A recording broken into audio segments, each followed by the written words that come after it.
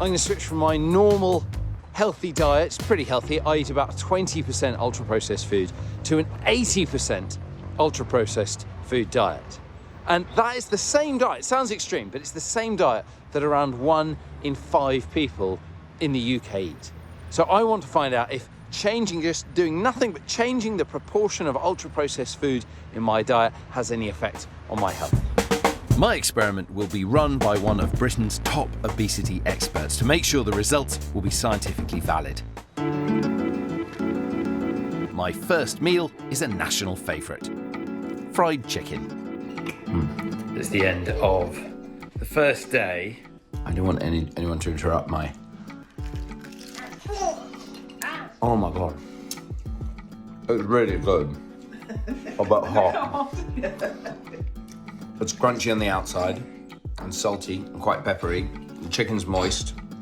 What makes it ultra-processed is the chemicals that are added, like monosodium glutamate, sodium phosphates, and spice extracts, to name just a few. Is it good? It's like tickling some weird bit of my brain. It's like crisps. Keep going. This is my crisps. Oh. Yeah, exactly. It would be impossible for me to not eat. I've eaten 3 of these. No, Sasha's allowed to do it because she's a baby. The reason I eat these lasagnas the whole time is because they're tasty. They are really quick. You've got to admire the science that goes into this. Sort of stringy, cheesy bits. I know I'm going to finish this and immediately want another one.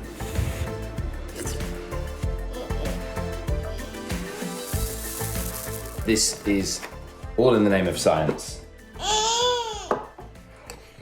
My observation is simply, this is delicious, and if I was served this in some amazing fancy restaurant as a dessert that I'd never experienced before, I think it was a bit of sort of culinary genius. You get the bowl of dry cereal, you pour on the milk goes brown, the texture changes, it's all snapping and crackling.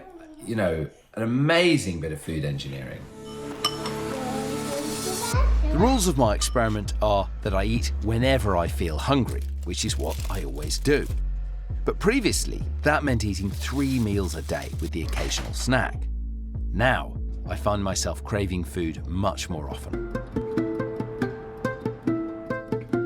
I'm entering week 2 of my changed diet. Now what I'm having, Lyra, is a stuffed crust meat feast pizza.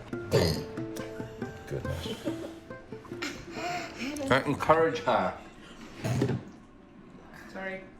I never would have thought of this, but when you read this very long list of ingredients, it just makes you think much more deeply about, like, what am I tasting? And what are they trying to get me to taste? And how does this all feel in my mouth? This is definitely what the scientific papers call, hyperpalatable. So it's just really, really, really eatable, delicious food. It's really hard to stop eating. And part of that is because it's so soft. It's like it's got a crunchy bit. Well, you don't have to chew hard. I'm not getting tired.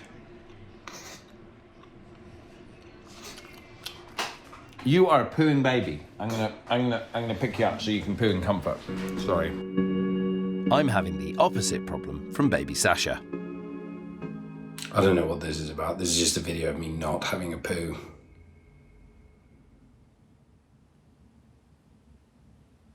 But needing a poo. I'm definitely gonna get piles.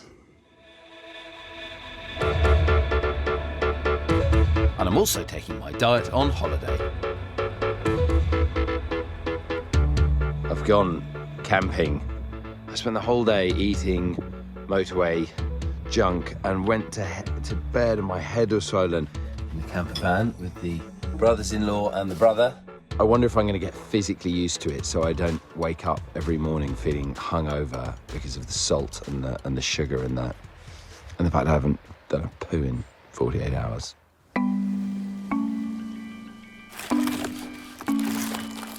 It's one of my 5 a day, so it's healthy and it's actually green on the traffic light system for saturates and sugars. So this has all the appearances of a healthy meal. Some foods that look pretty healthy can still count as ultra-processed foods because they're industrially produced and have multiple chemicals in the ingredients list. High fibre, source of protein, gluten-free. I'm 3 weeks into my 80% ultra-processed food diet to measure how it affects my body. And there's only 7 days to go. Time for some pudding, flavoured with delicious potassium sorbate. You can really taste the potassium sorbate. I'm not enjoying it, but I can't stop. It's not like marriage. It's 4 a.m. I've had to come to the kitchen. I can't sleep. I've got heartburn. I've got a headache. I feel like eating more food. It's nice having a cat when you're up at night. Well, let's start with how you were when we started. So Okay. 4 weeks ago. Magnificent. This is- What would you say? A standard man in early middle age? Yeah, that is you after.